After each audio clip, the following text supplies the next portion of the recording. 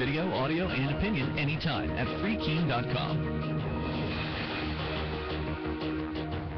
When you're planning your move to New Hampshire as part of the Free State Project, consider Keene. Civil disobedience, politics, media, outreach, and social events. Keene has it all. Get connected with video, audio, our forum, and more at freekeen.com. That's freekeen.com. It's the Onion Radio News. JCPenney abandons its 45-second sale. This is Doyle Redland reporting. Word came today from JCPenney headquarters in Plano, Texas, that retail giant will discontinue its 45-second sale. The bargain bonanza, in which all JCPenney merchandise is discounted by 60% for 45 seconds starting at 1 p.m. daily, simply wasn't pulling in enough revenue. CEO Alan Questrom. The 45-second sale drew very strong customer response, but regrettably, only a handful of shoppers actually got to capitalize on our fantastic prices due to the horrific injuries they sustained during their stampede to the cashier. Questrom added that plans are in the works to create a longer 2-minute sale intended to give frantic shoppers at least a fighting chance to enjoy incredible store-wide savings. Doyle Redland for the Onion Radio News, online at theonion.com. This is the Onion News Network. And now, live from the studios of Freedom's Phoenix, Ernest Hancock. Believe me when I say we have a difficult time ahead of us.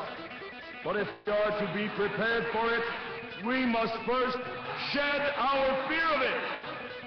I stand here without fear because I remember that I am here not because of the path that lies before me, but because of the path that lies behind me. I remember that for 100 years we have fought these machines. And after a century of war, I remember that which matters most. We are still here!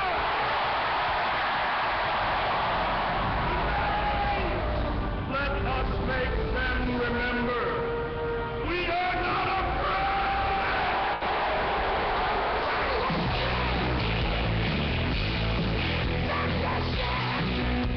Oh, no fear, no fear, no fear. We're not afraid here. Declare your independence. From me, Ernest Hancock. Special guest today. Oh, we've filled it up for you.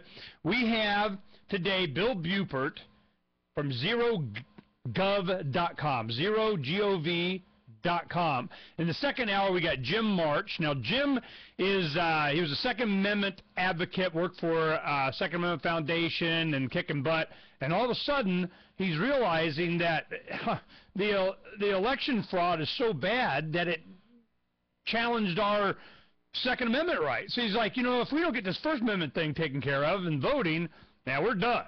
So he started working with Bev Harris, Black Bloc Voting, because he's a uber computer geek. And there's a lawsuit that's been going on for years out of Tucson. It's involved the Attorney General, the governor, the election, and it's got to the point to where, it's so interesting and so complex that we're going to spend the whole hour with him. We're going to understand just how bad it really is. And it's, really coming to a head here, and we want to get all the details. Then, in the third hour, James Babb from WeWon'tFly.com, and he's a great activist out of Philadelphia that I just always enjoy spending time with him, like I do with Bill Buppert. Now, Bill Buppert, first hour, this is, I got you there, Bill? Wait, let me turn on. There, I got you there, Bill. Can you hear me now? There we go. Excellent. Okay, this is what I want to do today. Bill has been he's a great writer. You can go to zerogov.com. You have the ability to see him in our e-zine, the digital magazine for Freedom's Phoenix. We have had him speak at our Freedom Summits before.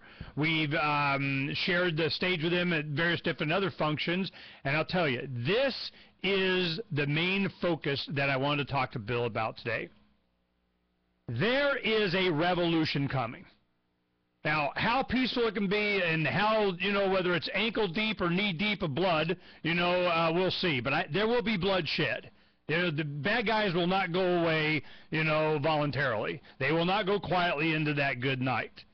As a former Green Beret, or I don't know if you're even allowed to say former without you slapping me. But, you know, the thing is that, you know, as a Green Beret, there is a perspective that he has on how revolutions, civil wars are fought, what motivates people to do them, what continues it, how is it rationalized, is it ever rationalized. At the bottom of today's archive page, I have the final speech given by Martin Luther King right before he was assassinated.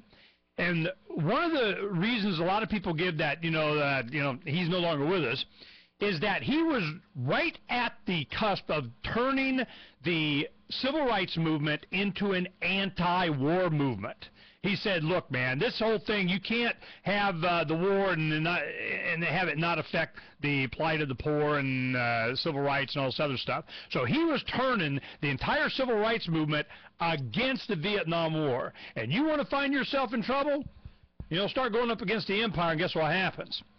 So this is, this is where we're at. This is where we're going. We are in a direct confrontation as a movement against those that would have us, the next generation, our children, grandchildren, not only funding these wars, but fighting and dying in them for their profit and whatever goal that they have. Sooner or later, at some point, there will be resistance in the physical form. Bill Buppert thinks about this. He thinks about it a lot. He's written articles on it. He's analyzed writings of other people, guerrilla tactics, how we're going to be. So he also is a trainer at Appleseed, teaching just regular Americans our heritage of being marksmen. So with that, I just want you to understand that, from my perspective, and I'll ask you this now, Bill, my perspective is, in reading your stuff and looking at where you're going and how you're prepping your readers, is that you see on the horizon a confrontation, and you want your fellow Americans to be prepared for it. How far off am I? I don't think you're very far off at all, Ernie. And of course, all of us have hope, which is not a method, but all of us have hope that bloodshed and violence can be avoided at all costs. But what we discover when we look at history through the millennia, and I'm looking through a Western lens here and not an Eastern lens, when you look at the Western lens, you find that secession, nations breaking apart, as we saw with the Soviet Union in 1989, and all of these other sunderings and glacial calving of nation states into smaller states or consolidation in the larger states, rarely does that occur without violence being part of the medium, whether it's the Greeks, whether it's the Romans, whether it's what happened with the United Kingdom when it lost its empire, starting with us in 1775 and ending in 1783, when we got our independence from the United Kingdom in our final divorce proceedings in Paris. What you discover is that with the best intentions, we wish to avoid violence, but if you can't avoid it, then it is incumbent upon those who love freedom and those who love peace to know how to defend themselves. I can't think of the Roman or Greek historian who said that if you want peace, then prepare for war. And one can paraphrase that in today's circumstances and say that if you want peace, you have to prepare for the worst, because our backs are against the wall for those of us who enjoy or lust for freedom and liberty, because it's simply being strangled at every corner in our country. I mean, day after day after day on your show, you detail rather pedantically, rather heroically, what's going on, whether it's the cops, whether it's the government, whether it's the Food and Drug Administration, whether it's the assault against raw milk, the SWAT teams, the militarization of our society, the ratcheting up in taxes, the regulatory strangulation. All of this leads to an inevitable confrontation between those who wish no longer to be part of that project and those who wish to push that project farther into the future. Okay, now this is one thing that I want to make sure we get into that background, is that there was a recent article that was you pointed me to, that was how George Washington crushed the spirit of liberty. And it was a very interesting article in the respect, in comparison to your article on T.E. Lawrence of Arabia. And the gist of it that I got was this. Lawrence, being a British officer, led the nomadic Bedouin tribes to take on the Ottoman Empire, the Turkish Empire, and kick their butt. I mean, just engage them in guerrilla warfare, and so that the reasoning, from history as I understand it, is that while you got trench warfare in World War I and the front lines in Europe, if the Turkish soldiers, if the Ottoman Empire were to have engaged on the side of the Germans at the time, it could have turned the war.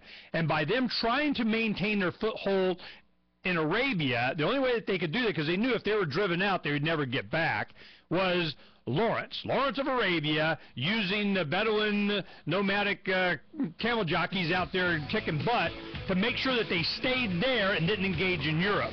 By doing that, the tide turned in favor of, but afterwards, the French and the British, carved up the little lines in the desert and said, now you're head of whatever, and signed this oil contract. So that and how he dealt with guerrillas and what's going to happen here, what George Washington did, is a comparison I want to talk about when we come back on Declare Your Independence with Bill Buppert in just a little bit. Arizona has been one of the hottest real estate markets in the past, up until the last couple of years. Homes that were once going for $500,000 to $1 million in prestigious areas are now going for less than half of what the original purchase price was. That makes it a very good time to buy. So if you were ever thinking of retiring to Arizona's inviting climate and laid back and friendly lifestyle, now is the time. That's where I can help. This is Donna Hancock with Brangus Realty, and I have provided a way for you to search for properties that are of interest to you, all at your own convenience and without having to give out any personal information. Visit my webpage at donnahancock.com to start your search today. And when you're ready to make a move to Arizona's warm and sunny climate, please feel free to call or text me at 602-828-1819. Many are working hard to make sure Arizona is not only a beautiful place to live, but a free and peaceful one as well. So what are you waiting for? Make your move today by calling 602-828-1819. And don't forget to visit my webpage at donnahancock.com. On DVD for a limited time. Chase lives here. He was back here with my son. You're a predator, Jack! Yeardley is a bold independent film about the struggles of a middle-class father as he fights to win back his family after being fired for sexual harassment. Reviewers call Yeardley superb. Okay, Bill, we're broadcasting live on Justin TV, too, which means it's going during the break. So I just want to give you a heads up, on Justin TV, this is being recorded, too. So, you see where we're going with this? What I want to do, we build up to this, and we're going to compare the two and why you're such a T. Lawrence fan and how that compares with what Washington did and how he tried to, socialize, collectivize, or whatever. So that'll be, when we come back, I think it'd probably be good, I'm going to ask, and I want to start off with the Washington article, and what that was all about, because I found that really interesting. Good, we'll do that. All right, cool. Start back.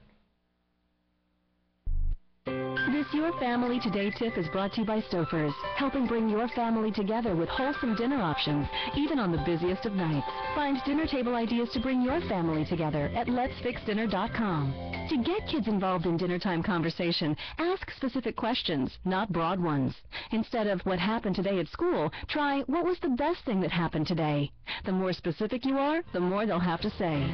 For more tips like these, visit us at parenthood.com/yourfamilytoday.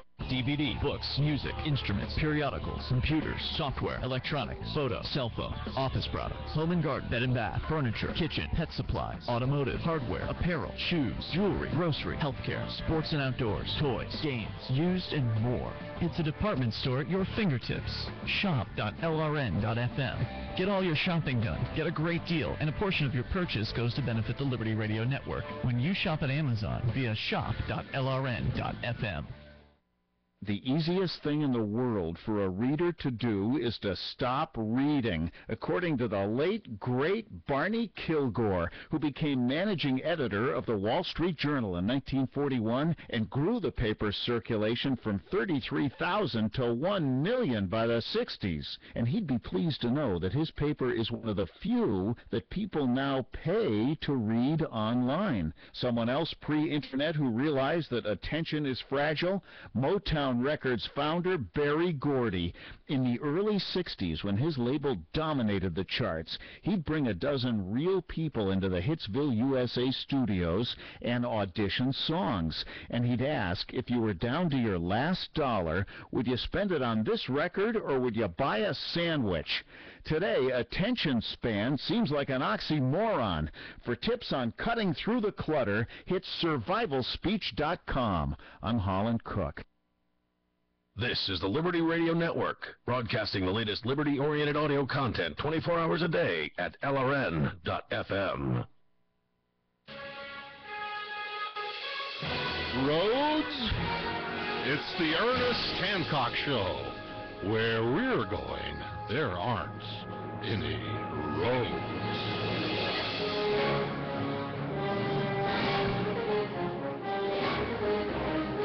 No row ads. Yep, where we're going, there aren't any roads. Because that's the first thing you always get. They're always like, yeah, but what about the roads? There's, in Huffington Post today, there was an article that was critical of libertarianism. And I think they were fairly accurate. I mean, it's difficult for them now to not argue libertarianism on its true meaning and its true foundation and its true definition, because so many people know it, they just give them no credibility when they're just BSing you. Well, what's happened is now they're starting to have to actually go up against the philosophy of just leave me alone, that the purpose of government is to protect me from aggression, not be the source of it. So what the argument that they're making in this Huffington Post piece on Freedom's Phoenix is that they're saying, yeah, but I need, and you got, and the government should redistribute because it's not fair. I mean, this is a trait. They're saying this is what we need to go, we decide. That's the way it is. Libertarians are messed up like polio. Okay. That's their opinion. They want to make that argument. I think it was an accurate criticism from the left, from their perspective, but they did, I don't know how much they understand, they did us a favor by making it accurate that we believe in the leave me aloneism. At the foundation of this country, there is this, the father of America being General George Washington in this fine suit standing up there, and the elite mentality they have, and we rule you and I shall command from the central command headquarters of. That is the depiction that you get in public schools. That is the mindset they want you to put in. That is the advocacy that they have, that we must come together under the one true leader of and just do what you're told. This is in great contrast to a lot of I think every successful war for freedom.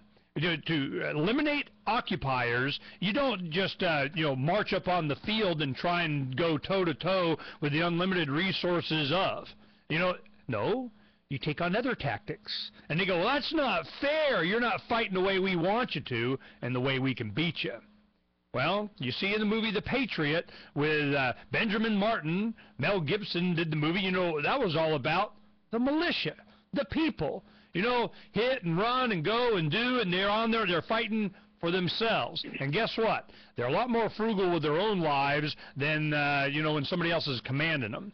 This is kind of the topic that I want to talk about today with Bill Buppert.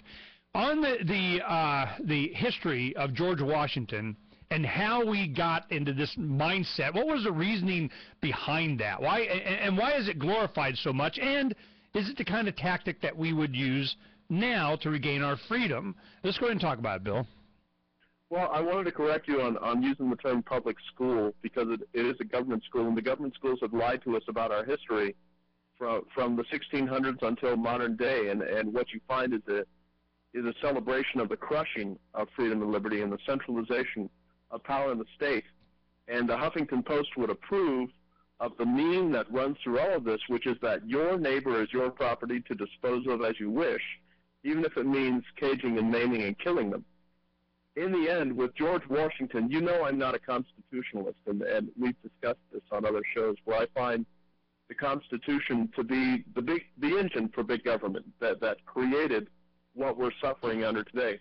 And Washington and his evil little apprentice, Alexander Hamilton, who was one of his hangers-on for his entire career, starting with the French and Indian Wars. Wait, I want to address this one point before we go further. Sure. It's starting to come to my realization that Alexander Hamilton was not so much the lackey of George Washington as the other way around. I got the impression that Hamilton's the one that recruited Washington to put a face on this thing, and that he was behind the scenes trying to, make sure we created this Constitution, that we gave central authority, that we got to the bankers, that we did. And Washington was just kind of like, his tool or puppet. Is there anything ring true to that? I think that certainly rings true, and what we can do is we can simply meld the two of them together into an evil twin, and we can discuss who is responsible for what. But in the end, this set of twins, Alexander Hamilton and George Washington, gave us what we have today, and what they gave us was a very large plantation that later on, with the War of Northern Aggression, Abraham Lincoln sealed the deal and said, yea and verily, not only do you have an unlimited state, not only do you have unlimited government, but we will make this in perpetuity. Yeah, okay, so now we got a new plantation, all right? Especially with the 14th Amendment, you're not a Georgian or Virginian anymore, you're American, and we rule from on high and because we can. And we can go on into the details of how they did it, and they got little pieces of paper, but in the end, what happens is, this is what I found. I'm going to have a guy on Monday that he's been very persistent. He's got the secret document. Man, if you just file this or show this to an officer, no harm shall come to you because I got the right form. It's all about process. It's all about, we got the shiny badge, that says, I go, yeah, well, my shiny badge is bigger. Now what? So it's always about some kind of legitimacy that government seeks, above all else. Comply or die only works so much. It's just, go to any Middle East country. But what happens is they need legitimacy, purple fingers for voting, or, whatever, to get the people to think that, okay, well, I listen to you. The legitimacy of the American experiment was always that what the role of government was defense of the individual to just be left alone. And if you're not doing that, it's time to alter or abolish. So when George Washington is used to, I wanted to get into the details of how his army was consolidated, how they, directed people to go die for, I don't know, not even their own individual freedom, for this idea of their new collective that they wanted, and of course they were going to be in charge of it. So before we get into the end times of us having, hopefully, to peacefully resist, that we talk about the mechanism that George Washington used and its flaws so that we are prepared mentally and emotionally not to go down that path again, assuming that you don't think that was a good path. Why? Go ahead and explain that to us. What happened? Sure. You have to remember that George Washington was a middling general at best who was not one of the great captains of history, despite the hagiography that is ladled upon him by the government school system and the government media complex. He's the one who started this hemisphere's first modern world war with the French and Indian Wars. He's the one who fired on the French forces. He's the one who, with the indigenous Americans, destroyed Iroquois towns again and again. And I would urge everybody in the audience, because of the compressed time frame we have to deal with here on your show, there's Murray Rothbard penned a multi-volume series called Conceived in Liberty, which was his interpretation of the history of the early times. I would urge everybody to go to that to get the breadth and depth of the narrative they need to know why Washington was not only middling but tyrannical. When we come back, we'll go ahead and we'll get, we have links on today's archive to a lot of these articles and references that Bill's talking about. But when we get back, I'll get some specific questions, and we'll get some short, right to the point, where I want to go answers when we come back here on Declare Your Independence. If you want to move to the free state and you... Okay, that's where the one thing I definitely want to get out is that the way Washington, from the very beginning of this country, of the revolution, that they wanted to beat out of the people that were engaged in fighting for their freedom, the first thing they had to get rid of, do what they wanted, was to beat out your individuality. You are not there doing it on your own. You must be in our collective, and we'll direct how you're going to win your freedom as an individual by not being an individual. You see my point? I do. I agree with that. You know, the thing is with the nature of the radio show, it's such that you and I could talk about this stuff for hours, and that's the kind of in order to tease out the subtle narrative chains here, the logical progression of arguments and such that speak to these, it really isn't appropriate for this radio format. In your opinion? Yes, unless we had hours to spend. No, I just said it right there. You know, George Washington, in order to get the Declaration of Independence, the enforcement of that, and the actual physical representation of fighting for your independence from someone, they insisted on you losing your independence to their collective, to beat their collective from the very beginning of this country. That's the point. Remember. Over. I just said it.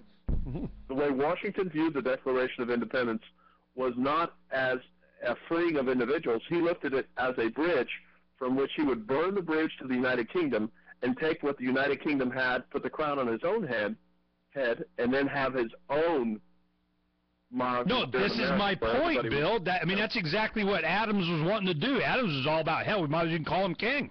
You know? Yes. So, and smiling about it. So, and Jefferson's doing his thing.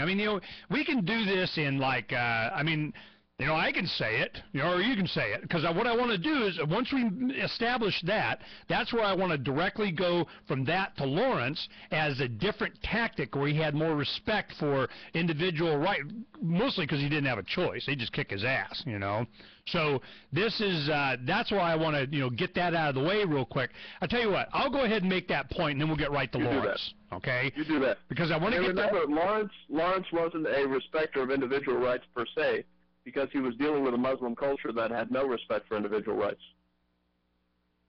All right, well, we'll get into it, because what the point of this is getting into tactics. Yes.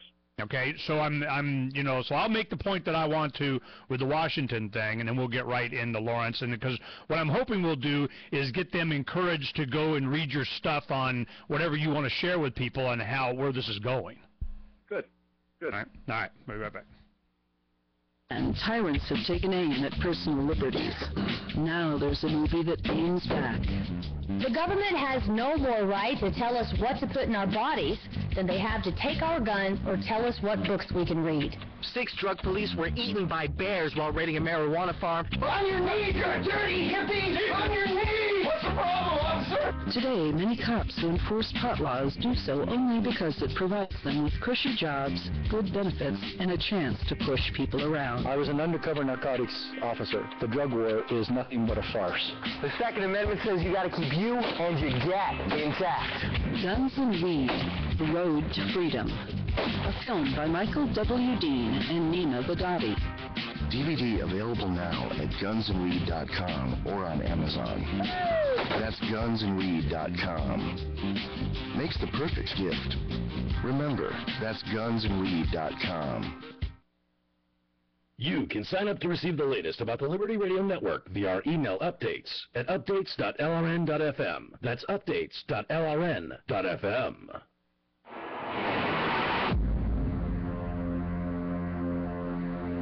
It's time for Declare Your Independence with Ernest Hancock. To be a part of the show, call 602-264-2800. Welcome back to Declare Your Independence with me, Ernest Hancock, Bill Buppert. We're going to get on, how this is all going to come to pass. I want to get to some of the things that we're really looking forward to Bill explaining to us about Lawrence of Arabia and tactics there and what we can expect in the future. But this is the point that I want to make sure that we get out before we get to that. George Washington, it was essential. They were hierarchical, already aristocratic in their head already. You know, the rich white men with slaves kind of thing.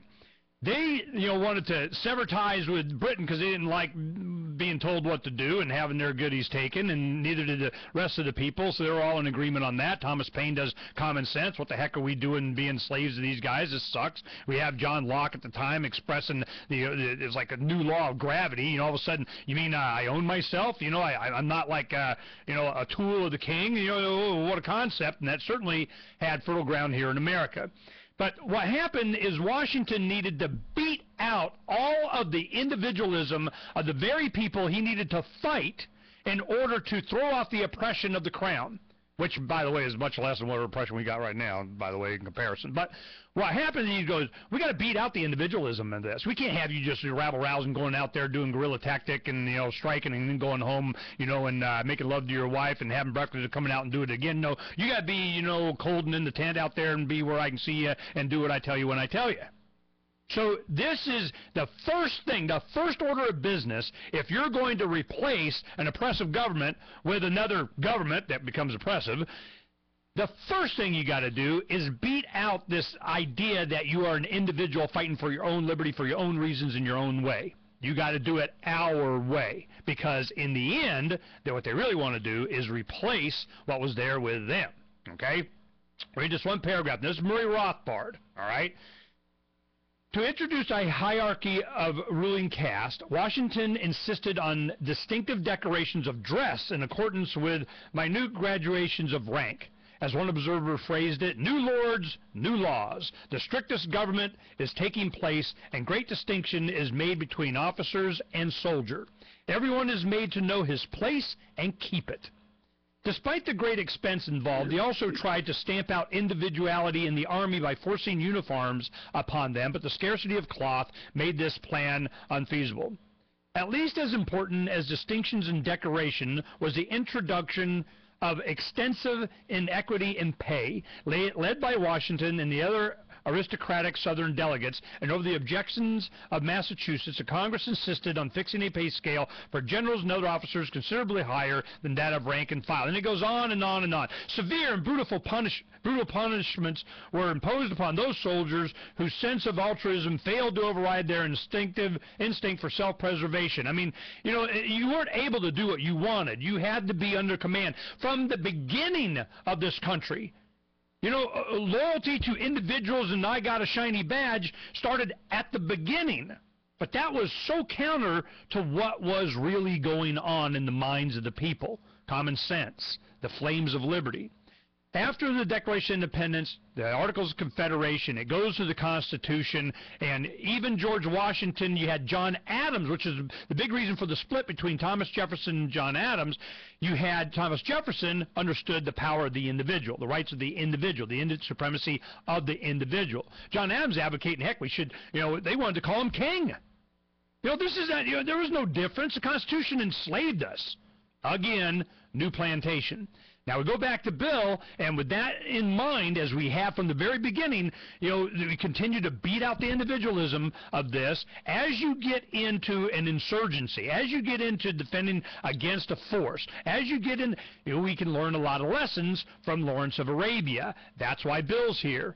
Bill, help me out in understanding what he was dealing with and what lessons we can learn from all of this as we go into the future, fighting for our freedom, hopefully preparing for the worst, hoping for the best, and trying to keep this revolution peaceful.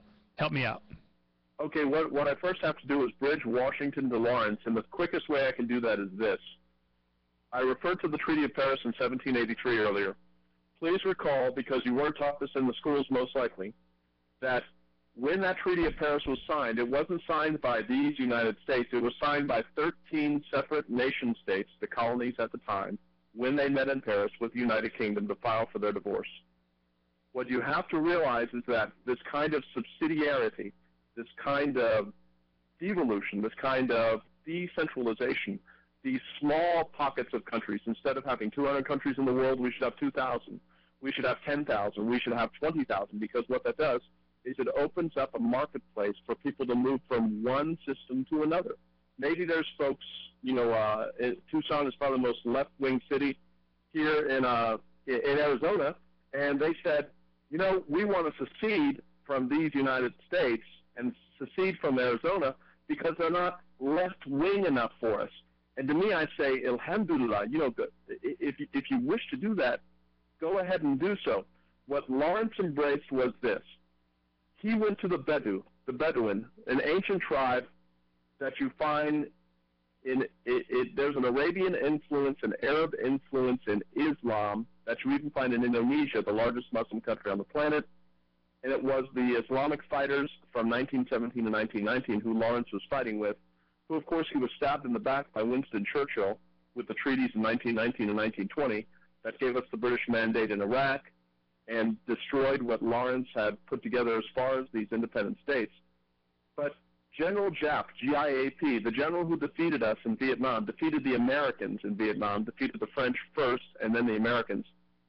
He was asked, and I paraphrase, so what is what's the secret to your success? What makes you so powerful and effective in keeping invaders out of your country? He said, I never go anywhere without my copy of The Seven Pillars of Wisdom, which was the book that Lawrence wrote, rather turgid, rather philosophical, rather thick, but well worth the read. He said, that goes with me at all times. And Lawrence had a distillate, and I put this in my first part of the T.E. Lawrence article, of 27 articles of counterinsurgency and insurgency and how to do it effectively. And he speaks to that. Now, some of them, of course, aren't appropriate because this was in the 1920s, and he was working with an Islamic insurgency force. But a lot of them are very appropriate to any insurgency. They are timeless recipes for success in revolution. Success in revolution can never be guaranteed from the outset because you never know what kind of fractious circumstances or bad luck or whatever may turn events or the tide against you. But nonetheless, good luck, a lot of it is comprised of meticulous planning. So if we look at this and we look at the inevitability of the breakup of the United States, which I personally see happening, we've got to prepare for this, because if we're not prepared for it, we're not going to know how to deal with it when it falls into our laps. And unfortunately, as I mentioned earlier in the conversation this morning, Ernie, while we do not want violence, we must prepare for it. It's much like the other great service you give on your shows. You talk about the threat that cops are to people. Should we have recording devices? Absolutely. Should we know what cops are up to and whether they have a reasonable, articulable suspicion when they stop us, or do they have proper PC? We have to have that knowledge to defend ourselves. And in this case, in extremis at a national level, there may come a time when we have to take to guns and take to revolution. And if that's the case, the better prepared we are, the better the chances of success. Agreed. Now, from Lawrence, what were some of the things that pertain now that I'm sure we can encourage people to go read your part 1, part 2 of your articles, but if you were to distill it down, what is some of the most successful traits of a revolution that we should look for, and what should we avoid to make sure we just don't, get Pharaoh number 400 and something? Oh, there's the music. That means we're going to have to wait to get that very answer. And, and when you talk about, we just have a couple of hundred countries. We should have a couple of thousand, 10,000. I'm looking for the concept of how many people are there. That's how many countries. We'll be right back.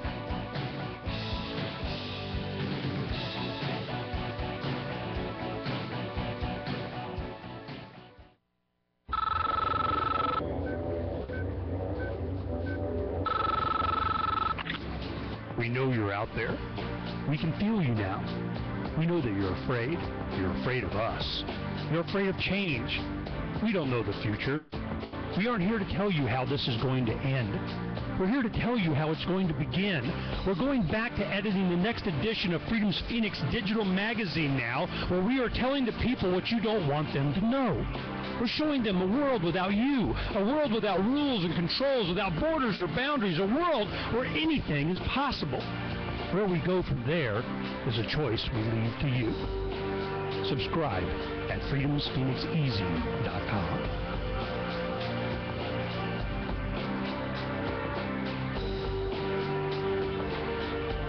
That's freedoms with an S, PhoenixEZ.com.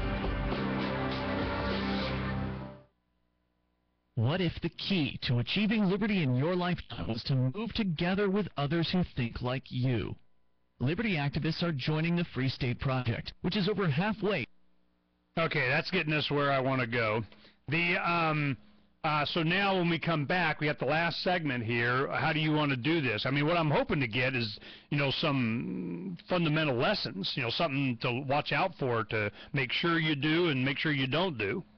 Sure, I'll talk about mass space, legitimacy, and strategic compression. Am I supposed to write this down? Okay. Okay, well, I'm just going to ask that question and let you go. But, I mean, go for it. Here's the last segment's all you, man. Learn me. Okay, I'll do that. And then if you can also pimp out ZeroGov, and especially my ZeroGov forums, because we have some great conversations on there. And they can find that ZeroGov forum by going to ZeroGov. All right, ZeroGov, and then I'll if they want to carry on this conversation further, join me there. Yeah, no, what I'll do is I'll go, what can they learn there and kind of, whatever, and then you can say, hey, the forum, man, you need to go to the forum. We got all kinds of forum. So, Great. But you got to be careful, then here they come, so whatever. All right. Yeah. All right, here we Okay. go. Evolution.org. It's cdevolution.org. Now that you've found the Liberty Radio Network at LRN.FM, you may want to help expose others to our great programs. To assist you in doing so, you'll find resources at promote.lrn.fm, including details on how to get a free bumper sticker, quarter-page flyers you can print out and distribute, banners for your website, as well as files that will allow you to make your own custom banners and graphics. Visit promote.lrn.fm and help bring new listeners to the Liberty Radio Network. That's promote.lrn.fm.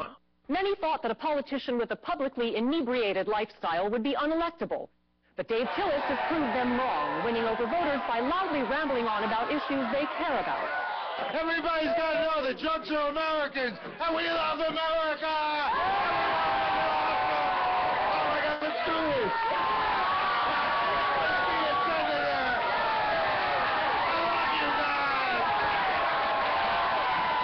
Tillis' total fearlessness and lack of inhibition seemed to speak to voters.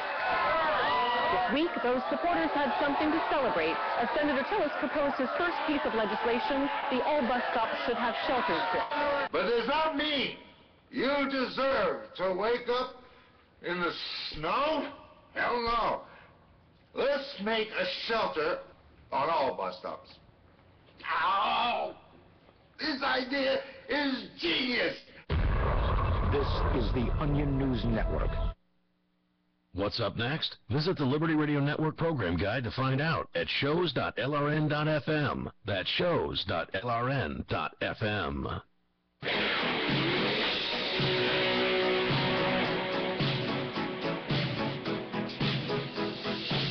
Freedom is the answer. What's the question? I want to break free. You're listening to Ernest Hancock. I want to break free. I want to break free from... Yeah, I want to break free from your life so badly I'm willing to prepare for, you not want me to. I mean, that's what it comes down to. Bill Buppert is a regular columnist on LouRockwell.com, and he has his own blog and his own website, ZeroGov, G-O-V.com, ZeroGov.com, where there's, do you guys have discussions there? I mean, is it interactive? Are people wanting to give you what for? As I'm sure they would, after this conversation we're having. Is that available? It is. If you go to the ZeroGov, you'll find a forum tab there, and if you go to the forums, there's quite lively conversation going there at all times, and our watchword is sacred cows make the best burgers. Really? Okay. Yeah. Now this going in the last segment here. This is what I want to talk about. I want to take from here's someone that you've been in the military at a frontline combat level. We can just go on. Thank you. All right. Well, my point is that there are things that people need to understand in the fight for freedom, be it insurgencies, be it revolutions, be it civil wars, be it just, protecting your homes. There are things to keep in mind. It's not a movie. People are going, hey, I can't tell you how many times I talk to wannabe militia, lone gunmen, whatever, about how great and wonderful their gear is. I'm going, so? I mean, that's not, I don't fight that way. It's a revolution between the ears. It's knowing, it's like in Braveheart, he goes, no, first you learn how to think. It will tell you when to use the sword. And I'm going, this is what I want. And when they go to ZeroGov, what kind of conversations are you going to have? What are they going to learn? Why would they participate in your forum? Well, I want people to come to the forum, and there's a number of other forums out there like Small Wars Journal and places like that where they discuss this kind of thing. On our forum, we discuss it, of course, from a libertarian and an abolitionist perspective. And I do have a variety of talent there to include former military guys like myself where we discuss this thing. And I know that in preparing for this program, you and I discussed, wanted to get to the distillate, the crux of what we're talking about. Spent a week and sometimes 2 weeks when I taught a course in irregular warfare where we would discuss this for 8 to 12 hours a day, but I've got to take this and try to condense it into 5 to 10 minutes. So I'd like to do that if I may, but remember, this is simply a jumping off point. The three things I want to discuss that are a distillate of Lawrence to put out to your radio audience today is strategic compression, mass base, and legitimacy, and I'll tackle each one of those quickly one at a time. Strategic compression is achieving strategic ends through tactical means, which means that tactical, operational, and strategic echelonments are different kinds of warfare, whereas the topmost one seeks political ends, whereas the bottommost, which is tactical, seeks military ends. But those military ends can serve as a means to get a strategic objective. For instance, Michael Collins, on November 21st, 1920, managed to assassinate on that evening, and you saw this dramatized in the film, Michael Collins, the entire British Secret Service apparatus in Ireland at the time. This was a tactical enterprise, but it has strategic implications for ensuring that within 2 years, Ireland, the Southern Islands, would get their independence. That's strategic compression. Mass base, what mass base needs, and JAP, who I talked about earlier, and Lawrence spoke to this, if you don't have the people in your pocket and you don't have their support as auxiliaries, as support, whether it be financial, military, material, whatever the case may be, you are going to lose inevitably. If you look at the Basque separatists in northeastern Spain, you will find that they had all of these things in tow, and they succeeded in carving out a piece of Spain, even though they haven't left. They succeeded in carving out a semi-autonomous region in Spain where the Spanish were so exhausted from this war that they were conducting against the Basques and the Basques fighting back that they finally said, okay, you can have your semi-autonomous region. They're working on having an autonomous region. So that's strategic compression, and that's mass base, and then there's legitimacy. And you spoke to legitimacy. What legitimacy means is that the cause you are fighting for is one that the mass base embraces, not only in the short term, but in the long term. It's much like you were referring to Benjamin Martin when he said in the movie The Patriot, and he was an amalgam of several the South at the time, taken out of context historically.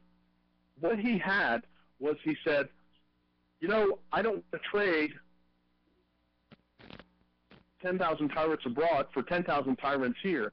What he was basically saying was that we must establish legitimacy for this fight out the starting gate, or else we will lose inevitably even if we win militarily. One could say that we won militarily in Iraq, but we lost the war.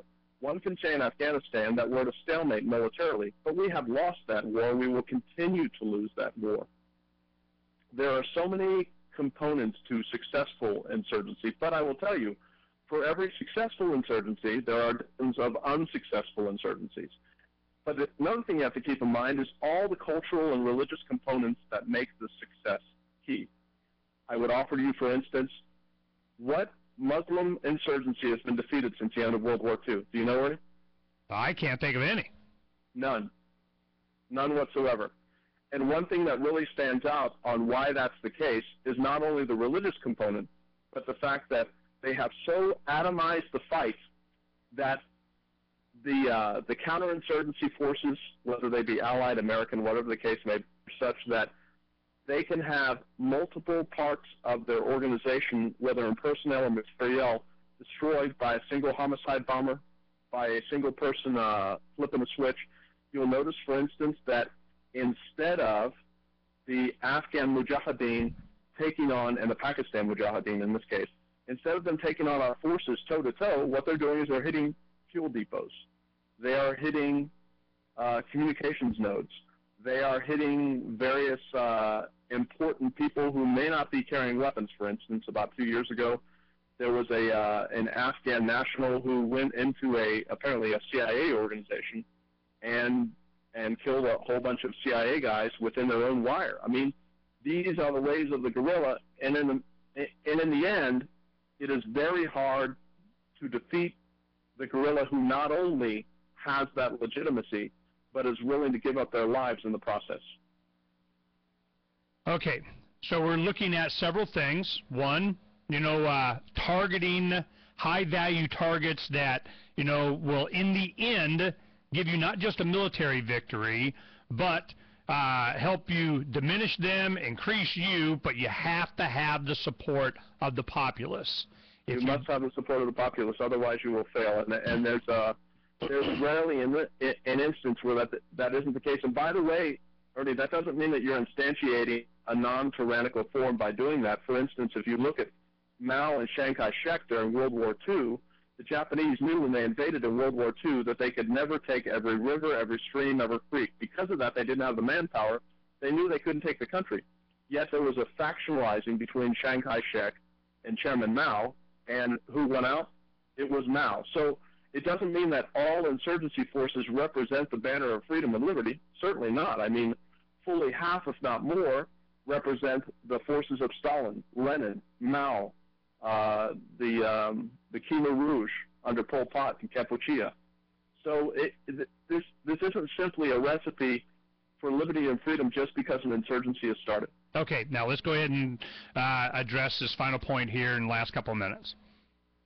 Here in America, when we have the Ron Paul, is a good example, running for office, and he made one comment that I thought that really kind of rationalized what we're talking about. And he said, if we don't start fighting for the battle between the ears, the revolution, the independence, this support of the people that you're talking about now, we may never be able to, because now we still have this veneer, this thread, this promise, this understanding that, our heritage of what freedom is.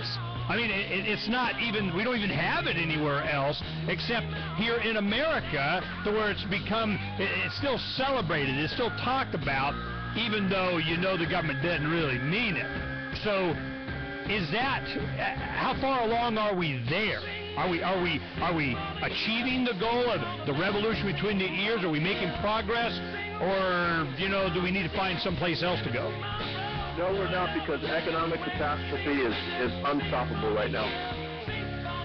Yep, it always comes down to food in your belly. Hey, thanks, Bill Buppert, zerogov.com. ZEROGOV.com, and he's sitting there at the keyboard, I imagine. The forum's open. Go give him what for and learn something. We'll be right back with Jim March in just a little bit. You know the Constitution like the... Yeah, that worked out. That's good. We'll see what happens. But you see where I was trying to... The thing is, Ernie, you and I could spend hours talking about this, and I would love to do that.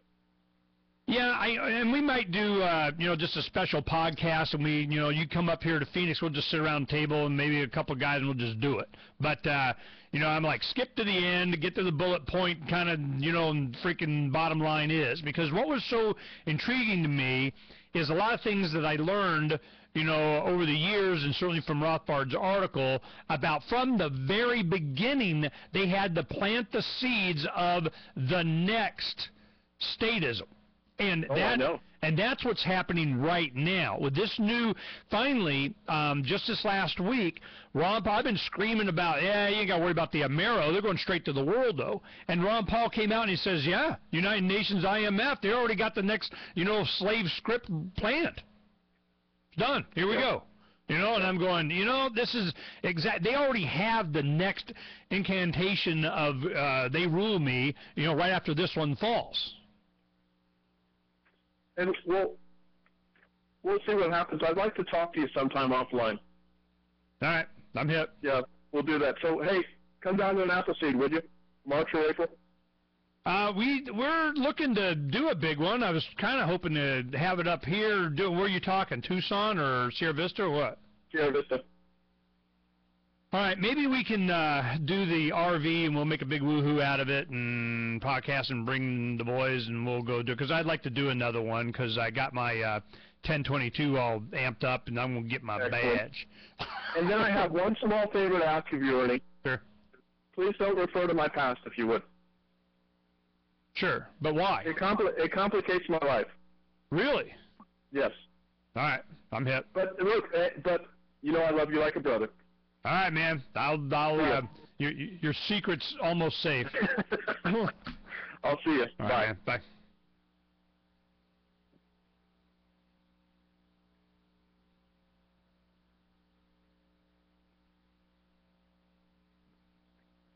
Service providers, free speech advocates, and Internet users due to provisions critics say will stifle online expression and place undue burdens on websites that host user-generated content. Legislation similar to SOPA, the Protect IP Act, or PIPA for short, remains alive in the Senate. Groups opposed to SOPA and PIPA say they will continue with plans to call it Wednesday, January 18th. The Nigerian government has announced it will partially restore a fuel subsidy after nationwide street protests and general strikes paralyzed social and economic activities across the country for 1 week. Samuel Koya reports from Lagos. Who's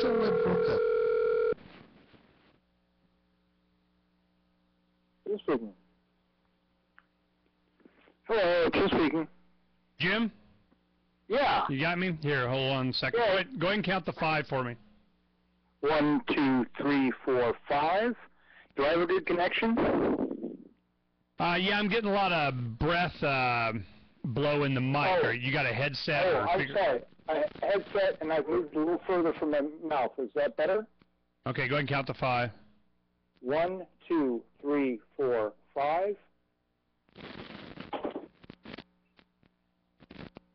It seems like your jack has got a bad connection. It's giving me static intermittently. Don't move the jack in the phone or something. I'm not doing that. What happens? Hold on a second. And we do this. That sounds a lot better. Does it? Okay, we'll switch to this then. Not a problem. Okay, go ahead and count to 5 for me. 1, 2, 3, 4, 5. All right, cool. Now what we're going to go ahead and do is we got an hour, and I want to go through the beginning to end, but if you go get all computer geeky on me and try and do whatever, man, it's going to be, I'm going to stop you because damn, okay? All right. So don't go computer geeky. All right. Well, I need to, understand your abilities and how you found certain things and, yada, yada, yada, but the main thing is I want to start from the beginning. There was an election that did what? There was concerns because why? Who started the lawsuit? What were the impediments that they put in? The movie that was done, the appeals that were filed, where we are now. I want to build up, and certainly hopefully by the bottom of the hour, just 2 segments, we can get that done, and then certainly have enough time to get in what the future is and where we're going with this lawsuit. And I have links on today's archive. I'm getting an echo. You are? Yeah, today's archive for the, they have the link to the documents, so they can take a look at the 70-something page on their own. I'm going to call you right back and see if I can get a better connection. Now, answer it without the whatever you were doing before, okay? Got it. All right.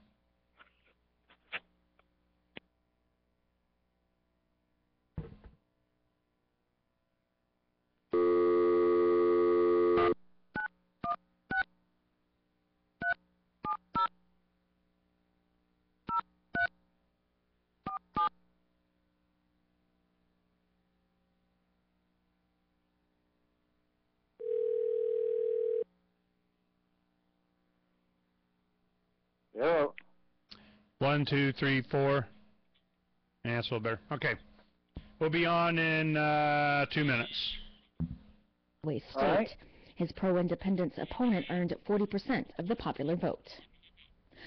Former General Otto Perez Molina was sworn in as president of Guatemala over the weekend. He promptly ordered the military into a fight against organized crime. 9 days prior to his inauguration, a Guatemalan court dismissed charges against Perez Molina related to the forced disappearance, torture, and presumed execution of guerrilla leader Efrain Bamaca, husband of U.S. lawyer Jennifer Harbury. Perez Molina held key positions within the Guatemalan military during the country's brutal civil war. U.S. policy currently bars direct military aid to Guatemala as a result of widespread Civil War-era crimes committed by the military and intelligence units against the civilian population. It's unclear at this time if Congress will It's the Onion Radio News. Teen sex is linked to alcohol and drugs by the Center for Figuring Out Really Obvious Things. This is Doyle Redland reporting.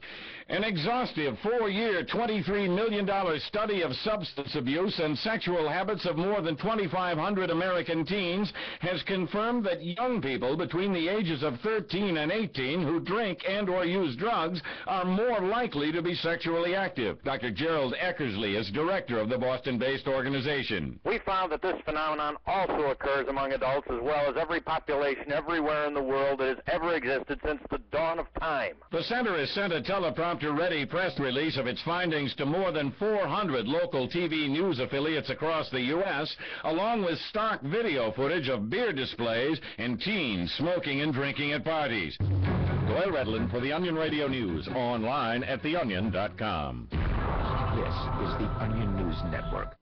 And now, live from the studios of Freedom's Phoenix, Ernest Hancock. Believe me when I say we have a difficult time ahead of us. But if we are to be prepared for it, we must first shed our fear of it. I stand here without fear because I remember that I am here not because of the path that lies before me, but because of the path that lies behind me. I remember that for 100 years we have fought these machines. And after a century of war, I remember that which matters most. We are still here!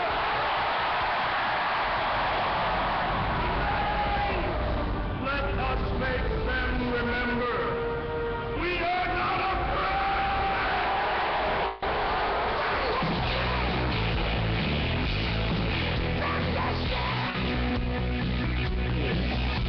Welcome back to Declare Your Independence with me, Ernest Hancock. He has some intermittent internet connection, Comrex and whatever we will soldier on. It looks like the signal's okay, but it's not perfect.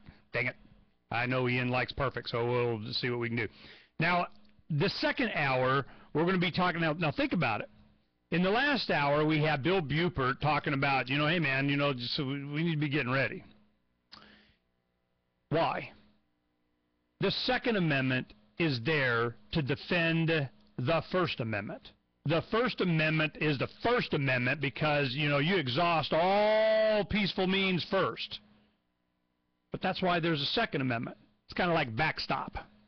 So this is, and if the bad guys don't take that seriously, it's to everyone's, discomfort. So we need to be sure that we exhaust the First Amendment. All ways of expressing yourself, and I'm a big express myself kind of guy, but I tell you, the one thing that I wanted to make sure that we focused on is election fraud, voting. Those of us that have been involved in this, it's why I don't get all worked up about the elections and totals and what some computer says at the government and primary and the internal party structure, polling, blah, blah, blah, Fox News, who cares, okay? It is the revolution between the ears of the American people as individuals. This is what is important to me. Because, as Bill put it, if you don't have the people on your side, it doesn't matter what tactical battle you win, it doesn't make any difference. You have to have the people demanding their freedom. And one way that they do that, peacefully, is through expressing themselves in the ballot box. Now, whether you agree with voting and the majority rules and all that kind of stuff or not, or whether you think constitutional republic is protecting our freedoms, or it's just an excuse that they use to create a constitutional republic that's taken them. I mean, but at the very least, if you're going to be dealing in this voting thing, you need to have some kind of confidence that it is accurate and that it is neutral, and we are able to express ourselves equally. So I'm going, okay, I ran for Secretary of State in '94, just as the computers were really starting to dominate in the tabulation and so on, and I saw what was happening. I ran against the President of the Senate, Democrat, and the Speaker of the House, Republican. In that race, they had just passed legislation making it illegal for you to ever compare the paper with what the computer said. You recount, we push the button again. Yep, same thing. Okay? When they did that, I knew, I'm like, you know what? I don't care how much human vote fraud you have in there. It doesn't matter. You only need one person with a floppy disk vote fraud. That was the danger. It doesn't matter how much you can say, oh, but, you know, computers have no incentive to, yeah, but the guy that writes the code does, okay? So I could see where this was going. In '06, I ran again after there was enormous election fraud that was uncovered and proven here in Maricopa County. There were changes made in the law. Superficial, doesn't matter.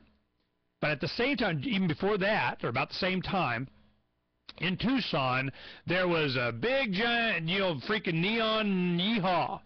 But they didn't get, you couldn't really explain it to people until they had access to the courts. They needed to get the actual hard drive. They needed somebody that could interpret it. They needed to understand in the logs what exactly happened and when. And even the people that were perpetrating this, even the people that are instructing on what button to push and when and how, and they didn't understand. They're just functionary, bureaucratic, taking advantage of it. They didn't know that every keystroke, everything they were doing was being logged.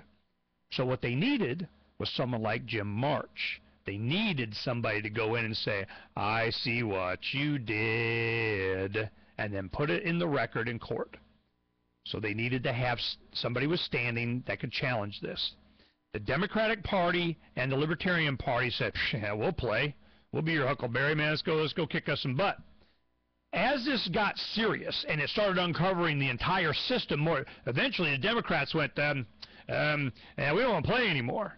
Libertarians said, just keep on going. Now, this started off as a Democrat activist thing, and they quickly realized, as we warned them, we're going, look, man, this party, Democratic Party thing, this is all theater to them. This is all, oh, we're for your accurate vote. But they're going to go away when this gets down real.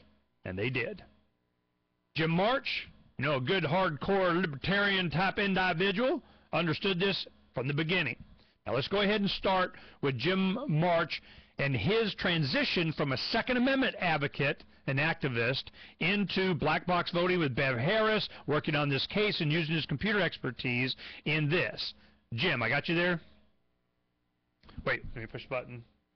Jim, I got you there? Yeah, hi, Ernie. Okay. Now you can still hear that, right? Yeah, oh yeah. Okay, I'm sorry, I didn't have your mic on. Now, go ahead and tell me from the beginning. Let's go ahead and start with your advocacy in the Second Amendment field and how it transitioned into this. Go ahead and explain that to the audience. Yeah, well, it was a long, strange trip. Basically, I'm one of the people from California who was trying to get a concealed weapons permit and getting completely hosed by the fact that police chiefs and sheriffs get to decide who packs. So police chiefs and sheriffs for generations in California have been selling gun permits for campaign contributions. I thought that kind of stank. Okay? And I fought that battle for many years, and it's still going on, and some of my old research is still being used. For example, when Alan Gura and some of the top guys sued Sacramento County just after the McDonald case came down, which made it clear that the Second Amendment was going to apply to the states, Sacramento County, California, decided to cave in and go to shall-issue permit issuance, and in large part because a bunch of information was floating around about how bad their permit process was left over from me. I think that had something to do with it. So anyway, I fought that for a lot of years, And I'm also an old computer geek. 17 years IT experience, and I was come out of that world. So in mid-2003, I saw some of the early reporting by Bev Harris on just how bad our voting systems are. And I said, no, it can't be that bad. Well, I had been using public records access to fight the gun battle. So I decided, well, let's start using public records access to fight election battles. And what I did, first thing I did is in Alameda County, tried to get information about how the voting systems worked in Alameda County, because they were running Diebold, same as the stuff Bev Harris was first complaining about. And I got stonewalled on public records access in elections much worse than I had in gun permit records, which shocked me. I said, wait a minute, I mean, this public records access in gun permits is bad enough, but these guys are being the more hardcore stonewalls than even the sheriffs and police chiefs. That right there told me, okay, something is wrong. So got some stuff done in California, fought a bunch of battles. I mean, I could go on for hours, but by 2004, an activist crew here in Pima County had already started up. They were concerned about some of the same things they were reading from Bev Harris and other reports. And so they were already active by 2006. They saw that the RTA race, there was a Pima County bond measure in May of 2006. Okay, that's where we'll pick it up. Okay, the actual election that we're talking about in Pima County that was worth hundreds of millions, not billions of dollars. And when you're dealing with billions of dollars, guess what? They want it to go day way. You know what I mean? Well, that's where Jim March and the activists come in, and they said, yeah, well, we know that's where the fun of business is, and they uncovered it. Lawsuits galore. We'll talk about it when we come back in just a little bit here on Declare Your Independence. Right. This is Charles Goyette, author of the New York Times bestseller, The Dollar Meltdown, so you can learn how to protect yourself and your family. Now, you can audit the Fed. You can end the Fed. But why not start by ignoring the Fed? Visit don'ttreadonmeme.com. That's Don't Tread on M-E-M-E, fashioning the silver economy. A meme, a contagious idea that spreads within a culture, a spontaneous order. Nowhere is this more evident than in one's free choice in that most marketable of commodities, money. Let us Austrians use wallet voting. Don't Tread on Meme, the leading craftsman of silver dime trading cards, as well as some offbeat liberty-themed apparel. Follow the history of the dime card outreach at onceuponadime.info and get a silver calculator app at whatisthiscoinworth.info. Boycott an empire of theft. Build a society of consent. Don't tread on meme. We live in an era of permanent warfare. America currently has soldiers and Marines deployed in Iraq, Afghanistan, Pakistan, Yemen, Somalia, Libya, and now expanding further into Uganda, South Sudan, Central African Republic, Congo, and Nigeria.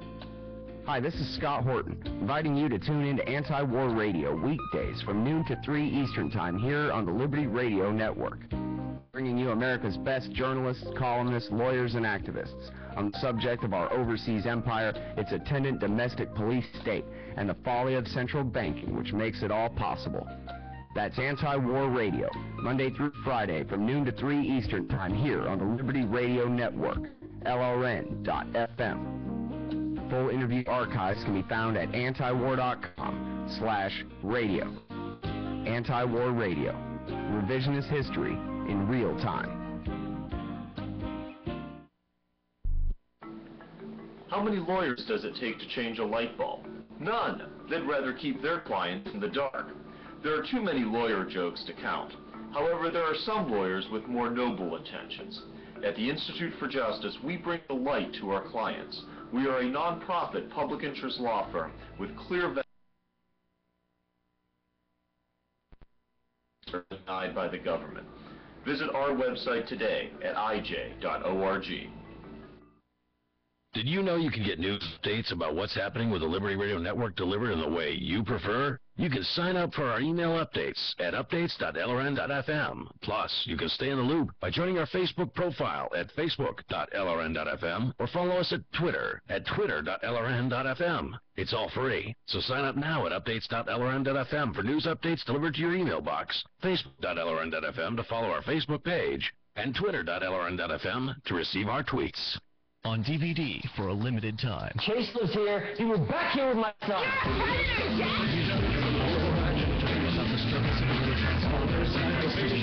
Only after being fired for sexual harassment. Reviewers.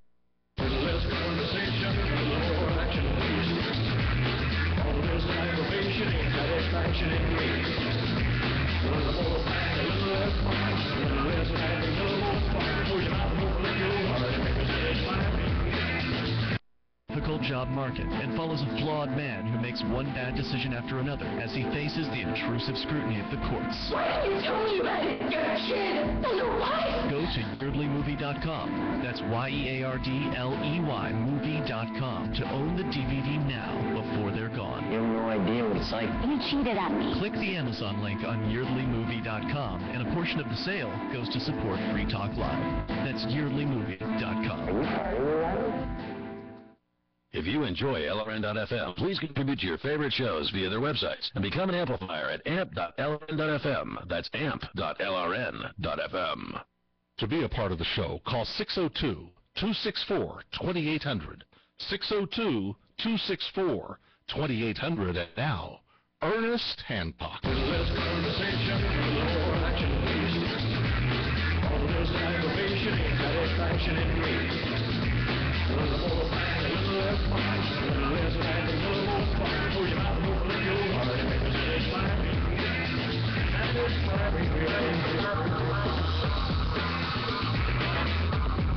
Yeah, trying to stand it, baby. You know, this is, where the rubber meets the road. You're going to do this democracy thing, and you better have the legitimacy of it be accurate. Because if it's not, don't even talk to me about, how we're going to go vote ourselves free. It's never, ever happened in the past, and I don't see how it's going to happen in the future. It might be able to maintain it a little bit more for a little longer or whatever, but sooner or later, it's a Stalin thing. It's who counts the votes. Now, let's go ahead and pick it up where we left off with Jim March. Jim March is a uber computer geek, kind of. I know how to write some code and see what's what and what happened. Just get me the hard drive, and we'll get to how we got the hard drives. Now, let's go ahead and start off with I think they call it the RTA election. It was some public transportation. We get $1 gazillion from the taxpayer to give to our buddies kind of election. And let's start with that election and what happened and how they got standing to bring you in. Let's go ahead and talk about that. Going on. RTA meant Regional Transportation Authority. They wanted a big pile of money to improve roads and buses and a bunch of other things. Mainly, the bus issue was to appease the lefties, but this was mostly part of the big home building explosion that was still happening as of 2006 and was about to blow the hell up, of course.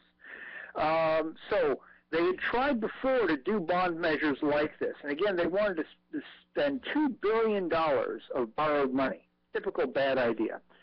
So they put this thing together, and they made it a nonpartisan issue, which at that time meant, according to state law and interpretation of Pima County, nobody was allowed to observe the counting of that vote. Because observation of the vote here in Arizona is a function of political parties. Well, if it's a nonpartisan race, then the parties don't get to observe it, neither does anybody else. That right there should give you some alarm bells. So on election night, I was actually in Washington State, but I was on the phone with people who were right there in the main computer room at the county watching the counting of the vote, and they were seeing funky things and reporting it to me by phone.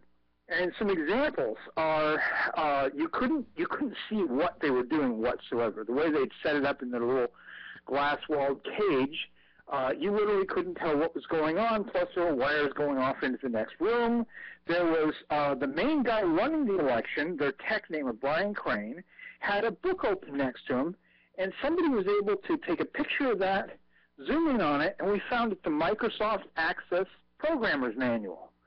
Well, Microsoft Access is banned from being anywhere near a Diebold-based election. Because here's how it works.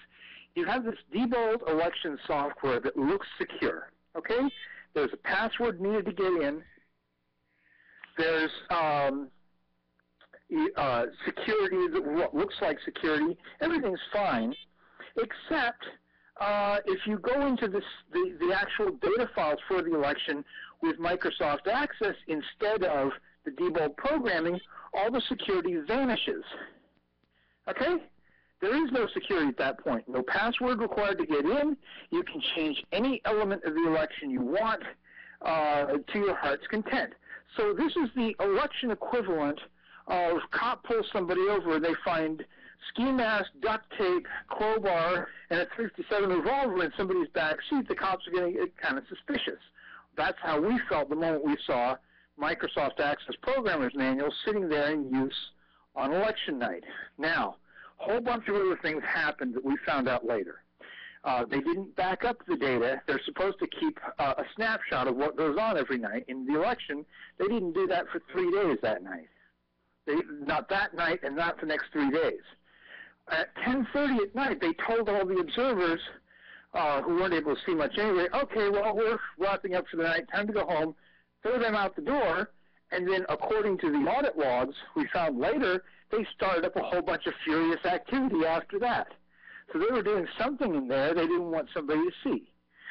We come to find out later that a lot of the precinct memory cards, let me back up a second. You go to vote, you walk through a precinct, you slide your piece of paper with your marks in it into a machine, and it reads that.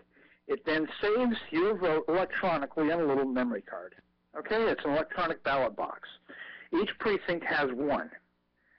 We found out later that a whole bunch of these things had been reloaded at least twice, sometimes up to 3, 4, or more times.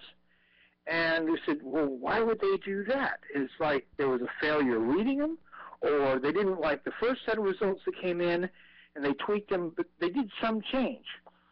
Then, we're now going forward over years of public records digging, of lawsuits over public records.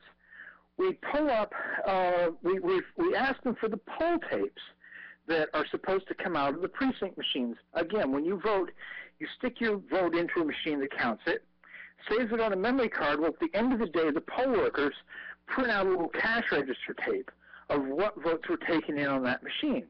We get a hold of all these cash register tapes, and we found a huge percentage are missing, and not at random. They're linked to the memory cards that got re-uploaded.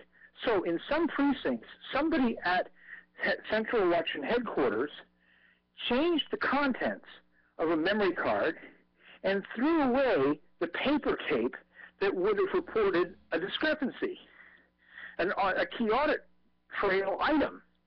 So we feel that somebody tampered with that election. But here's the really bad news. This is not about just this election. We've done all these years of public records digging, and we know that they were messing around with other elections. I'm going to give you a really good example of that in a minute. The lawsuit that's being fought right now is not about going after more information at this point. Well, we're going to do some discovery, yeah, but this lawsuit is not a demand for information like all the previous. This is a demand for reforms. A couple of years ago, a judge here in Pima County said, well, the court can't order reforms, so I'm going to throw you out of the process. Well, when he did that, that's when the Democratic parties chickened out and said, oh, yeah, we're done with this, and they walked away. So the Libertarian Party was the one that filed the appeal, went all the way through the Arizona Appellate Court and the Arizona Supreme Court, and guess what? A judge can change an election process that's clearly broken, so we are back down to local court, game on. Okay, now this is a good summary. We're coming up to the break, and I just want to share this one thing with the audience here. Hold on. What we're going to do is explain how we got to each one of these stages. Now think, they didn't just give this stuff up. They didn't just hand over the hard drives. They didn't just allow you to get the register tapes. They didn't just, people start to testify and, make movies and all this kind of stuff. They didn't just. It was a hard-won battle, a fight at every single level, being opposed by every single high-ranking politician, elected attorney general, governors, everybody, and the activists in their face. This your family today. Okay, I got some kind of feedback from your phone. When I talk, it just jacks it up. So when you're talking, I try not to whatever, and when I talk, I'll turn your mic off, usually. But do you hear it? Yeah, I'm hearing it. No, I'm not hearing any problems.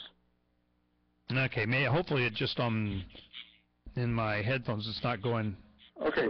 No, it's picking it up in my system. I can see it on the wave. But anyway, so it's not, it's just distracting. It's not unlistenable. Got it. Okay, got it. So what I'm going to do I need to put you on hold, and I need to tell Blakey to shut the fuck up and stop calling me. I've told him already he won't listen. I'm going to kill him when I see him next. Let me put you on hold, okay? All right.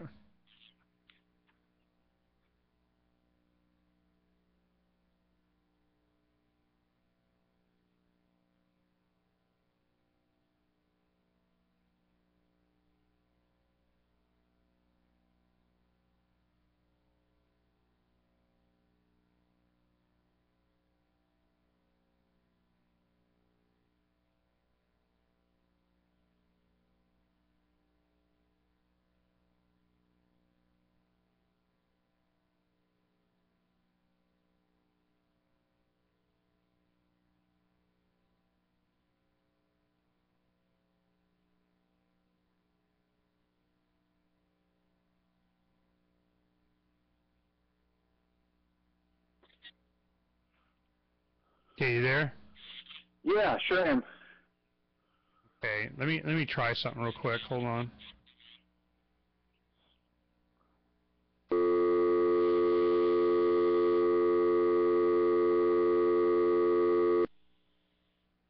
Okay, you still there? Yeah. Okay, now we could call him and have him come on if he's freaking going to have a heart attack. No. It's not that. No. If we had John in the middle of this now, it'll just cause confusion. No, let's not go there. I know. He just wants something else from me, because we got court at 11. He wants something else from me. Never mind. Right. Okay, don't worry about it. If you can't listen to the Liberty Radio Network's internet streams, free satellite channel, or radio affiliates, no worries. You can listen to LRN.FM from any phone, anywhere. Add this number to your phone, 760-569-7753. It's a long-distance call, so make sure you're familiar with your phone's calling plan. Liberty Radio Network listen lines are locked on our stream 24 hours a day. Call 760-569-7753. That's 760-569-7753. Hi, I'm Montel Williams. Most of you know me as a talk show host, but I'm also an author, actor, single father of 4, a fitness writer, avid snowboarder, and I'm also a medical marijuana patient. Like many of the million people who are living with multiple sclerosis, I'm in pain every single day. And sometimes my pain is so raw that if you brushed up against me in an elevator, I'd scream. I can't sleep at night from the pain, and sometimes the spasms in my legs are so intense they will wake me up throughout the night. I've tried the strongest prescription medications available, and I'm going to tell you, they do not work. In fact, they leave me in a stupor, and most of the time, it's impossible to even live your life. Now, I've tried medical marijuana, and I'm going to tell you something, it works. If you'd like more information about medical marijuana, you can contact the Marijuana Policy Project at mpp.org or call 1-877-JOIN-MPP.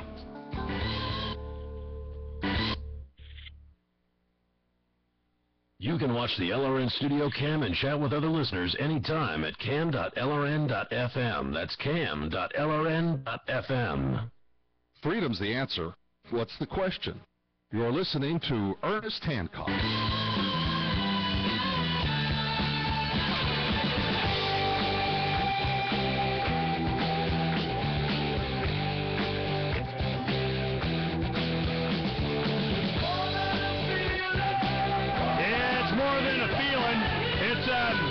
we know. You know, I want to make sure that you guys understand the battle behind this. Let's go ahead and get into what were the challenges that you guys ran into in actually getting access? Because I remember a lot of the lawsuits. Yeah. And a lot of this stuff was all about actually getting the information. I mean, they were scared. And there's some interviews in the movie Fatally Flawed, the documentary, a lot of this, where you have the guy that, the button pusher at the elections department, in deposition videotape, he broke down. I mean, the guy was, it was like, I haven't seen an actor portray this, and he just melted on camera. Bizarre. Yeah. Let me tell you what I consider the incident that pissed me off the most, quite honestly. This happened around December of 2006, November and December. Here's what happened. By then, the new hand count law had kicked in. And one of the things the hand count law caused was they had to print these reports before Election Day on who was winning and losing. Now, normally, you're not supposed to print that. But under the new law, they had to so that they would know what the tally was at particular, for particular precincts and particular batches of mail-in votes. And they were supposed to print these but not look at them and seal them in the boxes with activists from Republicans and Democrats watching at the same time. So this was a process we established, and it was necessary to make the hand count law work, and everybody was happy with it. But the Democrats in particular, a guy named Mickey Donahoe, a real good guy, and Tom Ryan, another one of the good Democrats here in Pima County, had recorded when these boxes got created, and so they knew exactly when these summary reports were supposed to have been printed legitimately. Well, we go look at the log later, and we find 3 extra printouts of the who's winning and losing report. And they don't match up to when activists are around. So we look at each other and says, are these guys peeking at who is winning and losing based on mail-in vote data up to 10 days prior to the election? That's what it looked like. And it's getting to where it's even earlier. They're getting to where they're even looking earlier. I know. So what we did is we filed a public records request. We said, hey, you guys put up cameras in the damn central tabulator room, so let's get the video from these particular dates and times. We knew exactly when to look because of the audit logs. We want to know who's doing what right then. Well, we got stalled a little bit from the county. We filed a records request, not a lawsuit. And they said, well, yeah, it's Thanksgiving holiday coming up, and one excuse after another. And then finally they get back to us, oh, sorry, because the hard disk storing the video is only 500 megs, it fell off the back and got overwritten, and we don't have that video anymore. We looked at each other, are you kidding? Are you kidding us? Okay, let's do this. Let's get some audit logs together from previous elections, shall we? Give us the one for the September primaries. Give us the one for the RTA race. Give us the ones before that. And they grudgingly gave those up. It took us a little while, but we got those, if I recall correctly, without a lawsuit. And what we found is, remember, in those previous races, there was no official printing of summary reports. So any printing of a who's winning and losing summary report would have been illicit. And we found in every single election, from 2004, when the audit log started tracking that, all the way through 2006, they were peeking at who's winning and losing every election. Okay, now tell us how that matters. Well, I'll give you an example. In the primary election in September of 2006, they peeked at who's winning and losing at 3:30 in the afternoon, I think 3:31, something like that, on a Saturday before the Tuesday election. At 8 o'clock that night, a bunch of robocalls went out in a really, really close race, involving a guy, by the way, who was very strong in election integrity, is Ted Downing, who is no longer with the Democratic Party over election integrity, among other issues. So if you're a county party chair, for example, and it's 5 days pre-election, and you know who's winning and losing, you can assign resources to those races that are just nail biters, that are real close. You can pull your resources from campaigns that are either winning big or losing big, or either way. Now, heck with those. Concentrate on the ones in the middle. So it's a form of election fraud. There's laws against peeking at this stuff, and Pima County was just in open violation. And like I say, there's at least one case where it looks like the peek triggered a poke, where, just looking at this stuff triggered furious campaign activity just hours later. And so when you're talking about billions of dollars, there's an incentive. Oh, yeah.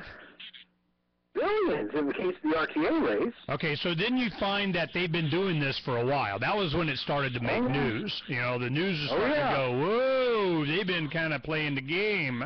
And the lawsuit, the manual validation law you're talking about was going on.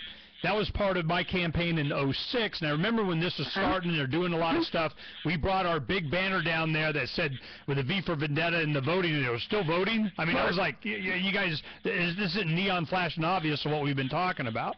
And then, of course, it happens up here in Maricopa County, too. You did that. Now, what I want to do is let's see, when do we go break here? We got time. I want to make sure that, okay, now we're starting to get the data that they're doing this early peaking thing, but that was just the tip of the iceberg. If they're... Oh, all right, listen. But all of the public records lawsuits together, there was 4 of them all told, cost Pima County $1.3 million. They ended up paying Bill Reisner, our attorney, something around $250,000, okay, in his total legal costs. And they paid their own people, and they hired, of course, their own private law firms. They didn't just use county lawyers.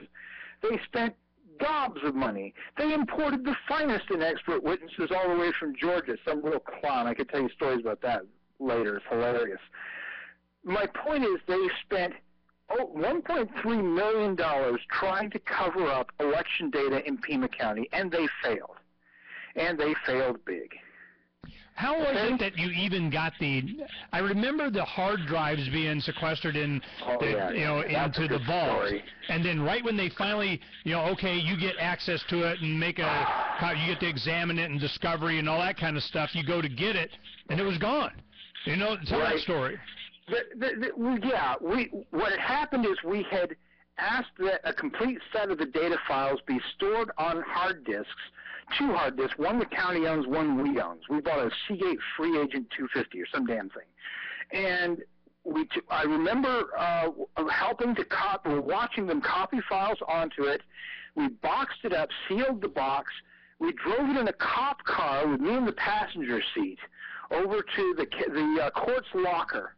And the court put this big old piece of paper sitting in the front of this cardboard box, about 1 square foot roughly, that says this box is not to be opened or given away to anybody without court approval and the involvement of both Democratic and both parties. But basically it said, don't touch this without everybody involved plus a court order. And it went into the court's vault. So finally we win the lawsuit. We go over to the court to get our hard drive, and it's gone. 2 weeks earlier, one of the county's higher-level techs, a guy named John Moffitt, had come and grabbed it. Okay? Despite the court order being taped to the top of the box. You guys start to see what's going on. We'll be right back here. Hold on, Jim. This is how we roll here in Arizona. So everybody goes, yeah, but we got it. No, save it. I already know. I don't think I know. I know. And so does Jim, and he'll explain it to us in just a little bit when we come back. Uncovering the secrets and exposing the lies. That's what the readers of freedomsphoenix.com get every day.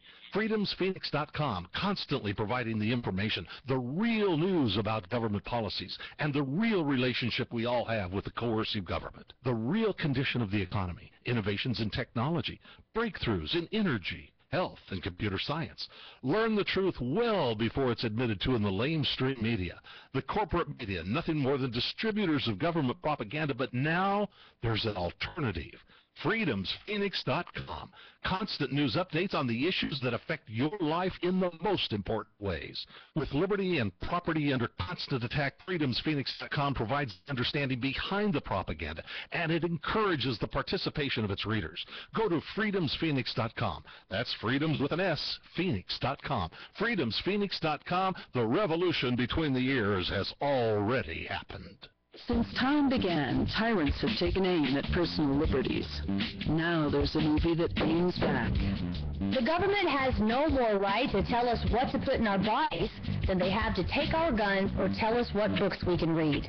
6 drug police were eaten by bears while raiding a marijuana farm. On your knees, you dirty hippies! On your knees! What's the problem, officer? Today, many cops who enforce pot laws do so only because it provides them with cushy jobs, good benefits, and a chance to push people around. I was an undercover narcotics officer. The drug war is nothing but a farce. The Second Amendment says you gotta keep you and your get intact. Guns and Weed, The Road to Freedom.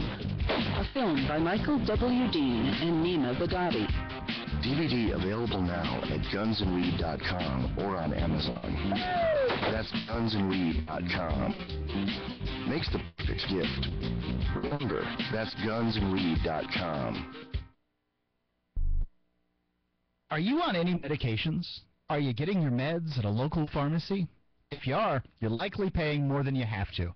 There's a better way. Discount Prescription Services will get you your meds at discounts as high as 70%, and they'll deliver them right to your door. All you have to do is go to meds.freetalklive.com and click Become a Member on the left-hand side of the page. Their customer service is excellent. They will walk you through every step, and you'll save big time. Meds.freetalklive.com. DVD, books, music, instruments, periodicals, computers, software, electronics, photo, cell phone, office products, home and garden, bed and bath, furniture, kitchen, pet supplies, automotive, hardware, apparel, shoes, jewelry, grocery, healthcare, sports and outdoors, toys, games, used, and more. It's a department store at your fingertips. Shop.lrn.fm.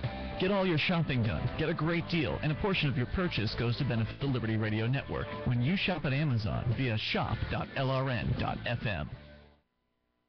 What if the key to achieving liberty in your lifetime was to move together with others who think like you?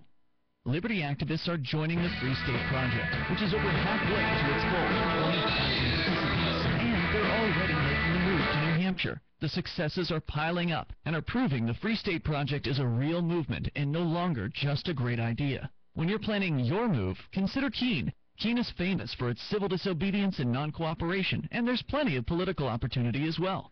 From demonstrations and vigils to outreach and volunteering, there's a lot going on in Keene. Keene is also the undisputed liberty media capital of the world, with television, talk radio, and more, all originating here. Though it's more than just activism, with regular social events each week. See what's happening at freekeene.com and get connected with video, audio, free books, a forum, and activist tools you can download and use in your area at freekeene.com. That's freekeene.com. You're listening to the best liberty-oriented audio streamed around the clock, on the air, and online. This is the Liberty Radio Network at LRN.FM. There are those that just want to be left alone, and those that just won't leave them alone. Which one are you? The Ernest Hancock Show.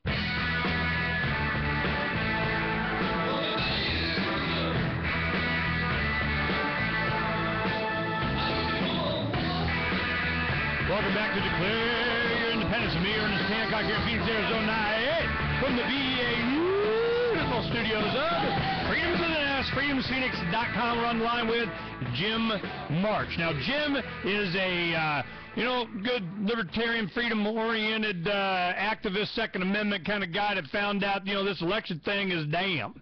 And he used his computer skills in the aid of people that needed his help. Now, normally he would have cost, somebody with his expertise cost $1 trillion. I'm sure he was compensated in some way, I hope, because he's worked a great deal, not just in Pima County, going after after them, but Maricopa County's got its own issues. So he's been expert testimony up here exposing all kinds, but I tell you what happens. At the end of all of this legislation that we worked hard to get passed, we advocated in my campaign for Secretary of State and County Recorder in 06 and in 08, and we just make a big deal out, get it, and they go and we say, look, they violated the law. They did it wrong. We know. We had the requirement that they have it under surveillance in the webcam, that we saw this. They do this report, and we caught them. We got them right here. And they go, yeah, so doesn't matter. We don't care. I mean, how far off am I, Jim? Well, you're pretty bad. I mean, honestly, the worst part of it is this, to me. Bad laws have actually promoted bad voting gear and enshrined bad voting gear into law. That I got a real problem with. Here's where we're at right now. To change a whole bunch of federal and state laws and regulations, putting in good voting machines, and then wait until the good voting machines will be built, God, we'll be at that for 10, 20 years. We got a different plan here in Pima County. Having Pima County scrap all of its bad voting systems that cost millions. More money than the damn county has to spend now that everything's gone to hell. So we're saying go ahead and keep your bad voting systems. What we're going to ask the courts to do is we're going to put in a second set of computers that are really simple, really cheap, and not programmed with what's on the ballot. All these computers are going to do is scan the ballots. So we're going to watch the paper ballots come out of the precincts, follow them over to the central area, and we're going to scan them. Right after they come, they've already gone through the bad scanners that are uncountable and traceable on anything, unauditable. We're going to put them through good scanners. They're going to save stacks of CDs containing all the pictures of the ballots, and any election that looks funky, we can refer to those pictures. Anybody can do their own count or organize their own count and find out exactly what happened in any election going forward. Why do you even need to do that? Plan. You just got the paper. I just take paper, done. Got it. Or is it just easier to have them scanned in? I don't trust these. I mean, all of this is still... Again, bad law. It comes down to bad laws, all right? The bad laws protect the paper from anybody's eyes getting to them later, because they're a sacred object. Okay, now this is... I understand. Things get scanned. I understand. This is the, the argument I saw coming back in '94. As a young man, running for Secretary of State, going through all this, saw what was coming. And excuse me a second. So what I did is I said, I see where this is going. It is so much easier to take over a country with a floppy disk than a tank. It's just, we win. You know why? Because the report said we did. How hard was it to know that this was coming? It was neon flashing light obvious to me this was coming, because they can. Would they do such a... Can they? Well, then they are. So it was just a matter of time for this to become, very obvious. In 1998, 4 years after my campaign for Secretary of State, an incumbent Republican city council member in Phoenix ran for Secretary of State and asked that she could use all of my material in making this case. Absolutely. Press went after her. Frances Barwood, man, they just slammed her big boom, on anything they could think of. They did not want this issue to come up. But sooner or later, it was going to. Raise its head in Pima, here in Maricopa. But I tell you, what we also emphasized was not just how bad it was, not who the criminals really are, not exactly what they did, but that the courts aren't going to do anything about it. Still voting? So this is, that is the value of Jim, was able to go through the process and show exactly what the hard drive documented. They were cheating. They were changing totals. They were doing away with any paper record that now, if they were to do it again, they just make sure they fix that code to make sure they could just print out another piece of paper. They don't have a problem with this stuff. So everything that we've done to try to counter this, they just do it. And I go, hey, man, I got the paper. I'll just count the paper right here, right now. Well, Jack Harper, a senator, said, that in one election that really brought this up here, there was a fraud, and he said, look, we want to find this out. found out they had competing frauds. We'll just do a Senate subpoena. I want them right here. I'll just count them right now. Problem solved. FBI swooped in, took all those ballots, and they're gone. And you never heard about it again. How bad does it have to get? So I asked Jim, I'm going, you know, the movie Fatally Flawed, tell me, if anybody is to watch that now, and they probably see it online, you know, what would be the takeaway from that? It's bad. How else do you put it? I mean, how many ways can you say it's screwed up from top to bottom to so thoroughly that it has to be deliberate? I mean, look, there's actually a kind of a meta issue here, where corporations ask for regulations that help the corporations. That's a classic problem in Washington, D.C. and at the state level. And eliminates competition and oversight and anybody else competing with it. Well, guess what? The laws that mandated all these bad voting systems were lobbied for by Diebold and ES&S and all these other clowns, okay? So they knew Help America Vote Act, HAVA, and right. Here in Arizona, Help America Vote Act. Yeah, here in Arizona, Barry Hess, a Libertarian candidate for governor for the last 3 elections, they wanted him on this committee in the worst way because they wanted his sanction. In the entire country, he was the only member of a HAVA committee that voted against it. Right. Because we knew it was going to happen. It was Hack America Vote Act. Yep. Yep. But if you look at who wrote it, who lobbied for it, I mean, here's a nutshell of how bad it is. There have only been 4 test labs approved for independently checking out voting machines, okay? 3 of the 4 have been thrown out for poor performance and let back in only under conditions. The 2 worst labs, Wiley and Cyber, were in Huntsville, Alabama, and I hope they did their main gig better than what they did voting, because what they mainly do is test the software on ICBM control systems at the Redstone National Arsenal and other military aerospace projects. Military industrial complex controlling the votes. So I hope that they do a better job with those things than they've done with voting. Now, here's the punchline. The 4th test lab was never thrown out, called iBeta, and they did a much better job because they were video game testers, okay? But eventually they got so sick of the whole process, they quit in disgust about a year ago. Well, tell us about Rice University and your time at Black Box Voting when you actually kind of stumbled across some of the raw data and they went through and said, yep, we got problems. Talk about that a little bit. Well, look, Black Box Voting really started when Bev Harris was writing a book, before I got in, late 2002, early 2003. Bev was researching a book on the theoretical problems with the private voting systems. Well, it got a lot less theoretical. In January of 2003, she founded Diebold website with a grand total of 40,000 files sitting on it. It was a file transfer site. It was very obscure. It was something for their employees only, but there was no password. So she spent 3 days downloading 40,000 files. And this is why Diebold came under such flack, was because we knew exactly what those clowns were doing. We knew we had copies of the programs. We could hack it, I should say. We had copies of data files, including some that Diebold had stolen from their own customers. We had internal emails within a few months of that. And Rice University did a study based on some of that code. By mid-2003, that was the first real reporting how bad voting systems are. But that's where this modern movement really started with Bev Harris's work. And I am basically one of Bev Harris's lieutenants to this day. This is well known in the community, what actually happened, who did it, how, why, because it can, I can tell you that. And it's just, you know, you think you get to express yourself?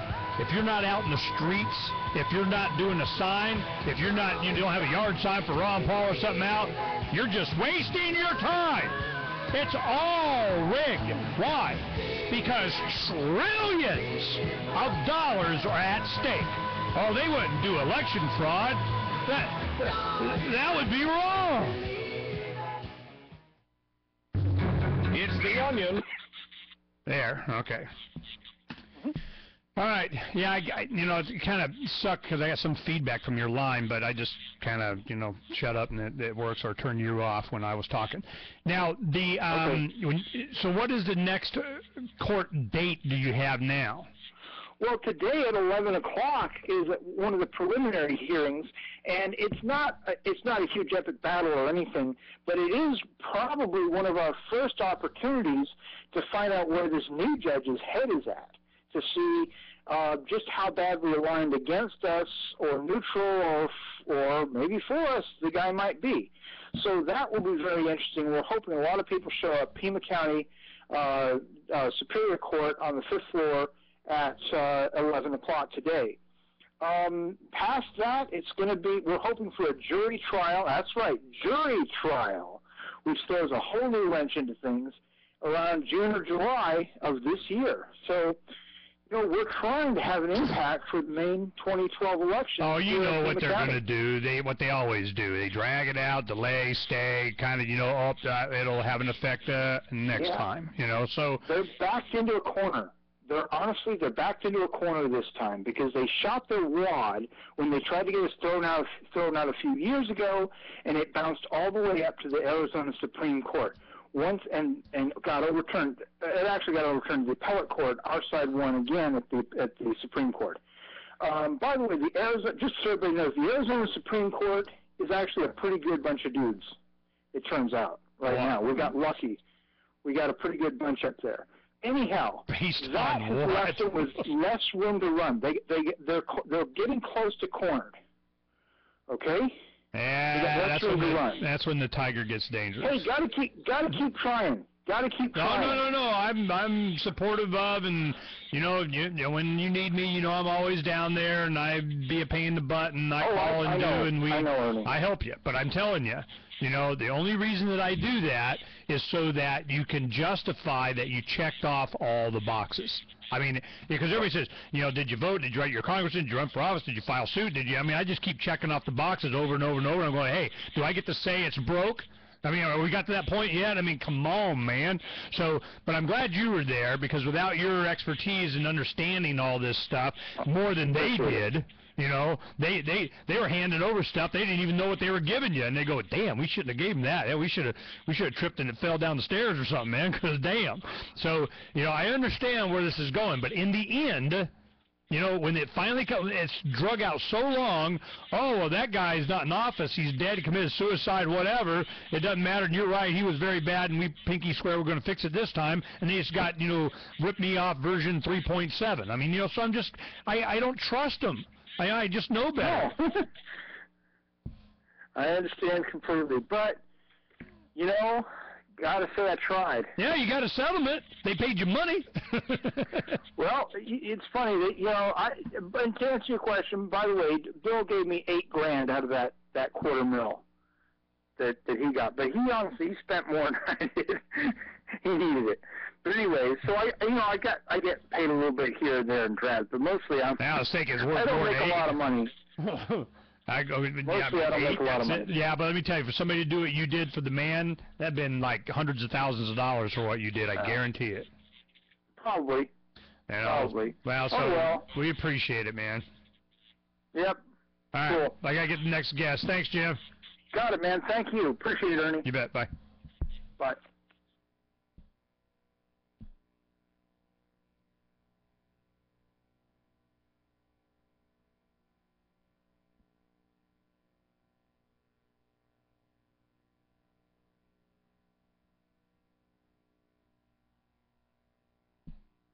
Online campaign encouraging flyers to tie up TSA agents by opting for a pat-down instead of the machine.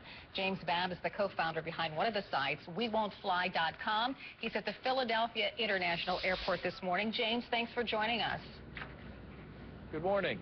So tell me, what's your plan for the airport this morning? Well, we're going to be educating travelers about the dangers they may find inside the airport. In Philadelphia here, it's at Terminal F. Passengers may be exposed to the radiation strip search, or they may opt out of that and go for the enhanced pat-down.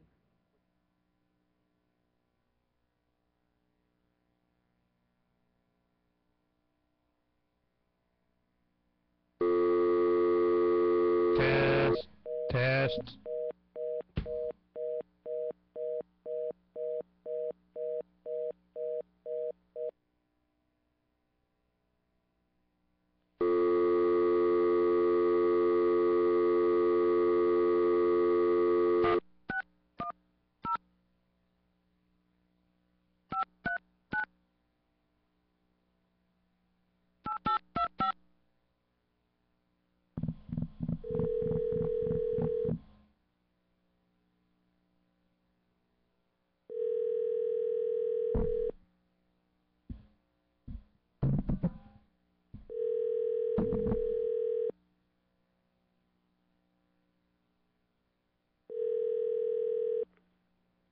Hello? Hi, it's Ernie. Is Jim available? Hi, Ernie. Let me check. Hold on, please.